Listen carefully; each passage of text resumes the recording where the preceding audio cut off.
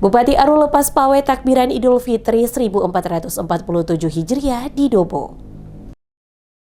Bupati Kepulauan Aru Timotius Kaidel secara resmi melepas pawai takbiran Idul Fitri 1447 Hijriah 2026 Masehi di lapangan Yosudarso Dobo pada Jumat 20 Maret 2026. Sebelum pawai dimulai, Kapolres Kepulauan Aru Albert Perwira Sihite menghimbau seluruh peserta baik pengguna kendaraan roda 2 maupun roda 4 untuk menjaga ketertiban dan kelancaran selama pelaksanaan pawai takbir keliling. Ia juga mengajak seluruh masyarakat, termasuk umat beragama lainnya, untuk terus menjaga toleransi antar umat beragama di Kabupaten Kepulauan Aru. Kapolres menambahkan, setelah pelaksanaan pawai takbir keliling, seluruh peserta akan kembali ke lapangan untuk mengikuti rangkaian kegiatan hiburan yang digagas oleh Polres Aru. Dikatakan Kapolres, setelah takbir nanti masyarakat dapat berkumpul untuk menyaksikan beberapa kegiatan seperti paduan ukulele anak-anak Marbali, trompet dari Gereja Sinar Kasih, kolaborasi remaja Masjid Nurul Haki dan Kubah Community, serta penampilan drum band dari SMA Yosudarso. Sementara itu, dalam sambutannya, Bupati Timotius Kaidel menyampaikan bahwa gema takbir yang berkumandang menjadi penanda berakhirnya ibadah puasa Ramadan selama 1 bulan, sekaligus menjadi momen kemenangan bagi umat muslim. Menurutnya, pawai takbiran ini merupakan momentum untuk mempererat kebersamaan dalam mendukung pembangunan di Kabupaten Kepulauan Aru. Ia berharap melalui momentum Idul Fitri ini, masyarakat dapat menjadi pribadi yang lebih baik,